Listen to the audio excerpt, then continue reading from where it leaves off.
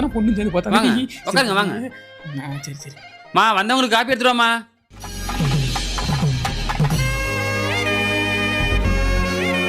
என்னடா மைனே பொண்ணு பிடிச்சிருக்கா? சூப்பரா இருக்காப்பா. ஆமா சம்பந்தி, பொண்ணு பேர் என்ன? அங்கவை. கொடுத்து நோக்கி சொல்றாரு. என்னையா கெட்ட வார்த்தை கேட்டுப்பிடியா? கேட்கலாம்.